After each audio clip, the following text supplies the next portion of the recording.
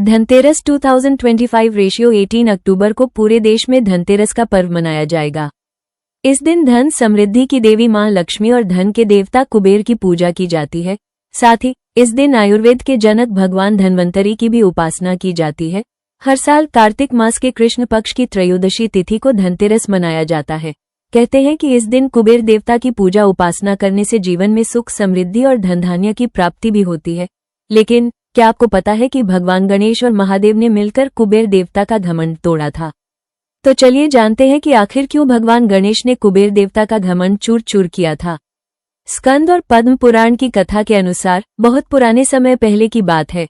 धन के देवता कुबेर के पास अपार सोना चांदी और ऐश्वर्य था। चारों ओर उनकी समृद्धि की चर्चा थी, लेकिन इतने वैभव के बाद भी उनका अहंकार बढ़ता ही जा रहा था। एक दिन उन्होंने सोचा कि क्यों न भगवान शिव को भी अपने महल बुलाकर अपने वैभव और ऐश्वर्य का प्रदर्शन किया जाए। वे कैलाश पर्वत पहुंचे और भगवान शिव को अपने घर भोजन का निमंत्रण देने लगे। शिवजी मुस्कुराए और बोले, मैं तो नहीं आ पाऊंगा, पर मेरा पुत्र गणेश तुम्हारा निमंत्रण स्वीकार करेगा। कुबेर यह सोचकर प्रसन्न हुए कि चलो पिता नहीं तो पुत्र ही सही, किसी के सामने को वैभव का प्रदर्शन किया जा सकता है। अगले दिन गणेश जी अपने वाहन मूषक पर सवार होकर कुबेर देवता के महल पहुंचे।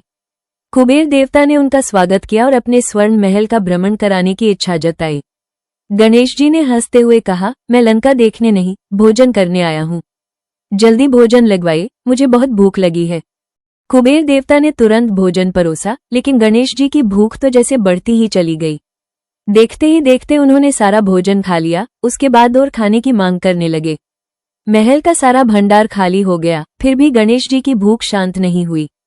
अंत में थककर कुबेर देवता ने हाथ जोड़ लिए और बोले, भगवान, अब मेरे पास भोजन नहीं बचा। तब गणेश जी ने कहा, जिसे एक अतिथि को भी तृप्त करना न आए, वो अपने धन पर घमंड करने योग्य नहीं है। ये सुनकर कुबेर देवता को अपनी गलती का एहसास हुआ।